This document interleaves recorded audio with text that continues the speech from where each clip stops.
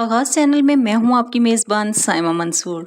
दोस्तों, साल है 1978। एक अमेरिकन स्कॉलर माइकल हार्ट एक किताब लिखता है जिसका टाइटल है दी 100। ये किताब वेस्टर्न वर्ल्ड को हिला कर रख देती है। बेसिकली ये किताब बात करती है इस दुनिया के 100 बाअसर तरीन अफराद के बारे में।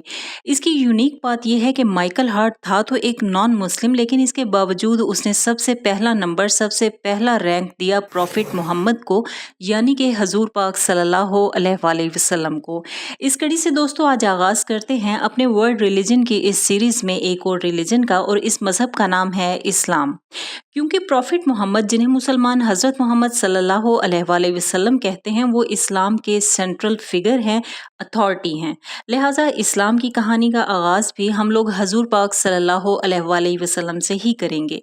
दोस्तों, इससे पहले कि कोई शरीयत थी, कोई इस्लामी तालीमात थी, कोई नमाज, रोज़ा, हज, ज़कात थी, अरब के शहर मक्का में एक ऐसे शख्स की पैदाइश हुई जिसने अपने करैक्टर से, अपनी करेज से, अपनी विल पावर से और अपने प्रैक्टिकल अप्रोच से दुनिया का नक्शा हमेशा के लिए बदल कर रख दिया। उन शख्स का नाम था मोहम्मद। इस्लामी रिवायत के मुताबिक सन 582 में एक क्रिश्चियन दरवेश जिसका नाम बहरा था, उसने सीरिया यानी शाम के रेगिस्तान में एक 12 साला बच्चे को ऊंटों के कारवान के साथ चलते हुए देखा। वो दरवेश बच्चे से बात करते ही समझ गए कि ये कोई गैर मामूली बच्चा है जो यकीनन अजीम काम करेगा। उन्होंने उस बच्चे के जो वाली वारिस थे उनसे कहा कि आप लोगों ने इस बच्चे का खास ख्याल रखना है। इस दरवेश की बात बिल्कुल सही साबित हुई, क्योंकि वो बच्चा दरअसल मोहम्मद मुस्तफ़ा सल्लल्लाहु अलैहि वसल्लम थे, जो मुसलमानों के पैगंबर और अल्लाह के आखिरी नबी हैं। आज की वीडियो में हम जानेंगे कि वो जिस ज़माने में ज़िंदा थे वो ज़माना क्या था, उनकी शख्सियत की क्या स्ट्रेंथ थी और किस तरीके से उन्होंने बकरियां चराने वाले अरबी बद्दुओं को इकट्ठा किया, एक जमात बनाई और इस्लाम को स्टैब्लिश किया। प्रॉफिट मोहम्मद की पैदाइश हुई 570 में इन द सिटी ऑफ मक्का। उनका ताल्लुक था बनु हाशिम के कुरैश कबीले से। उस जमाने में अरब की सरजमीन पर कबीले हुआ करते थे और लोगों की पहचान उनके कबीले से हुआ करती थी। प्रॉफिट मोहम्मद के वालिद हजरत अब्दुल्ला का इंतकाल उनकी पैदाइश से पहले ही हो गया था, और उनकी वालदा यानी कि हजरत आमना का इंतकाल हुआ जब वो 6 बरस के थे। इसके बाद उनके दादा हजरत अब्दुल मुत्तलिब ने उनकी परवरिश की, लेकिन उनका भी इंतकाल हो गया जब आप सल्लल्लाहु अलैहि वसल्लम सिर्फ 8 साल के थे। इसके बाद उनके चचा हजरत अबू तालिब ने उन्हें संभाला। उन्होंने अपने चचा के साथ ही तिजारत का आगाज किया। प्रॉफिट मोहम्मद अपने काम के इतने पक्के और खरे थे कि लोग उनके करैक्टर की मिसालें दिया करते थे। उनकी शख्सियत से हमें बहुत कुछ सीखने को मिलता है। एक तो ये कि माँ बाप खोकर भी ही मूव्ड ऑन, वो अपनी जिंदगी में आगे बढ़ते गए। माँ बाप की कमी तो थी, लेकिन इसके बावजूद उन्होंने अपनी मेंटल स्ट्रेंथ के साथ अपनी जिंदगी को आगे बढ़ाया। दूसरी इम्पोर्टेंट बात यह है कि बचपन से ही तिजारत शुरू करके उन्होंने अपनी फाइनेंशियल वेलबींग के ऊपर काम करना शुरू कर दिया। दोस्तों, फाइनेंशियल स्ट्रेंथ इंसान को इंडिपेंडेंसी देती है ताकि वो अपने गोल्स, अपने एम्बिशंस के पीछे भाग सके। तीसरी बात यह कि आपने अपनी बिजनेस डीलिंग्स में ऑनेस्टी से काम लिया। आपकी ऑनेस्टी ही आपकी गुडविल बढ़ाती है। और आखिरी बात ये, you need to work on your character.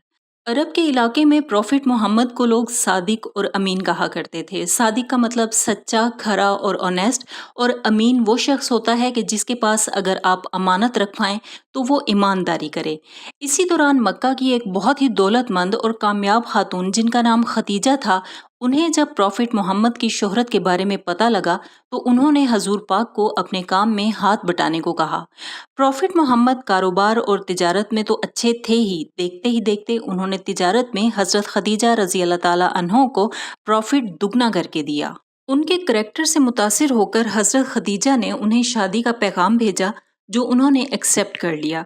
हजरत खदीजा के इंतकाल तक प्रॉफिट मोहम्मद ने कोई और शादी नहीं की। इनफैक्ट इब्राहिम के अलावा जो हजूर पाक सल्लल्लाहु अलैहि वसल्लम के सारे बच्चे थे वो हजरत खदीजा से ही पैदा हुए। दोस्तों, दुनिया में मौजूद हर इंटेलिजेंट शख्स की एक आदत होती है, वो तन्हाई में अपने साथ वक्त गुजारता है। उस वक्त में वो सोचता है, अपने फ्यूचर की प्लानिंग करता है।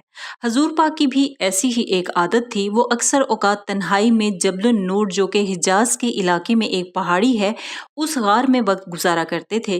جب وہ 40 سال کے تھے اور ایک دن اسی غار میں سو رہے تھے تو اللہ کے ایک فرشتے نے آ کر انہیں نیند سے اٹھایا، جو کہ حضرت جبرائیل علیہ السلام تھے، اور انہوں نے حضور پاک سے کہا اقرا، یعنی کہ پڑھو، اور یہیں سے پروفٹ محمد اللہ کے پیغمبر بنے۔ یہیں جبرائیل علیہ السلام نے خدا کی طرف سے ان پر پہلی وحی نازل کی۔ یہی وحی قرآن کے چیپٹر 96 کی پہلی 5 ورسز بن گئیں۔ Read in the name of your Lord who created man from clots of blood. Read your Lord is the most bountiful one, who by the pen taught man what he didn't know. پڑھو اپنے رب کے نام سے جس نے پیدا کیا انسان کو منجمد خون سے۔ پڑھو اور تمہارا رب ہی سب سے بڑا کریم ہے، جس نے قلم کے ذریعے انسان کو لکھنا سکھایا جو وہ نہیں جانتا تھا۔ کہ حضور پاک کے ساتھ پہلے ایسے کبھی نہیں ہوا تھا، لہٰذا وہ گھبراہٹ میں گھر پہنچے اور اپنی زوجہ حضرت خدیجہ کو سارا واقعہ بتا دیا۔ وہ حضور پاک صلی اللہ علیہ وآلہ وسلم کو اپنے کزن ورقہ بن نوفل کے پاس لے گئیں، جو الہامی کتابوں سے بخوبی واقف تھے۔ انہوں نے حضرت خدیجہ سے کہا کہ اگر تم مجھ سے سچ کہہ رہی ہو تو تمہارے شوہر کے پاس ایک عظیم میسج آیا ہے، جس طرح موسیٰ کے پاس آیا تھا۔ جس طرح موسیٰ اپنی قوم کے لیے ایک نبی تھے، اسی طرح محمد اس قوم کے نبی ہیں۔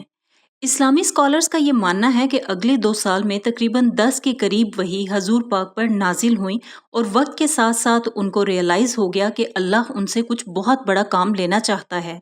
سال 613 میں جب پروفٹ محمد 43 سال کے تھے، اس وقت انہوں نے لوگوں کے ساتھ اپنی سوچ کو شیئر کرنا شروع کر دیا۔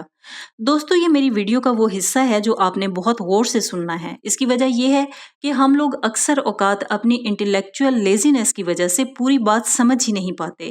ہم لوگ صرف یہ سمجھتے ہیں کہ پروفٹ محمد کو جب نبوت ملی، اس کے بعد انہوں نے دین کی تبلیغ کا کام شروع کر دیا، اور دین ہمارے لیے لمیٹڈ ہے، نماز، روزہ اور ریچولز تک۔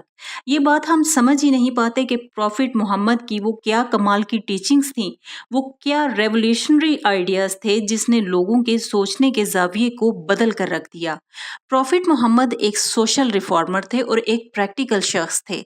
یہی وجہ ہے کہ انہوں نے آہستہ آہستہ عرب سوسائٹی کو بدلنا شروع کیا۔ سب سے پہلے تو انہوں نے اس معاشرے کو سمجھایا کہ کسی بھی سوسائٹی میں جسٹس یعنی انصاف کی سب سے زیادہ امپورٹنس ہے۔ انصاف نہیں تو کچھ بھی نہیں۔ دوسری بات جو انہوں نے عرب سوسائٹی کو سمجھائی کہ آپ نے غرباء اور مسکینوں کی کیئر کرنی ہے، وہ لوگ جو معاشرے میں ویک ہیں، جو پیچھے رہ گئے ہیں، ان کا خیال رکھنا ہے۔ یہیں سے دوستو سوشل ویلفیئر کے کانسیپٹ کا آغاز ہوتا ہے۔